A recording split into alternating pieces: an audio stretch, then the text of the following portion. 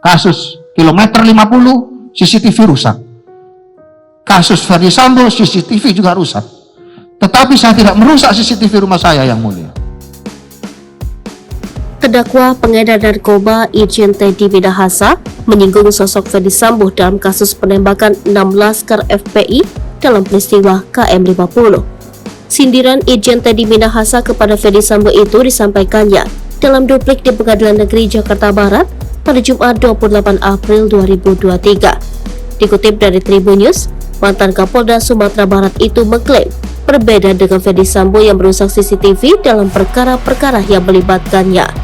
Dalam dupliknya, Teddy Minahasa menyinggung kasus pembunuhan berencana Brigadir Yosua Huta Barat di mana Ferdi Sambo menjadi terdakwa.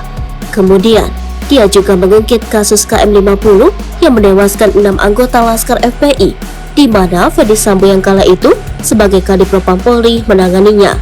Sebagaimana kasus-kasus yang terjadi sebelumnya, kasus kilometer 50, CCTV rusak, kasus Ferdi Sambo, CCTV juga rusak, kata Teddy saat membacakan duplik di Pengadilan Negeri Jakarta Barat. Terkait CCTV, Teddy Minahasa mengklaim tak pernah merusak ataupun menghilangkannya. CCTV yang dimaksud berada di rumah Teddy Minahasa. CCTV tersebut dapat menjadi bukti ada atau tidaknya penyerahan uang tunai hasil penjualan narkoba oleh AKBP Dodi Prawira Negara. Tetapi, saya tidak merusak CCTV rumah saya, Yang Mulia. Saya justru inisiatif menyerahkan kepada penyidik untuk disita, kata Teddy.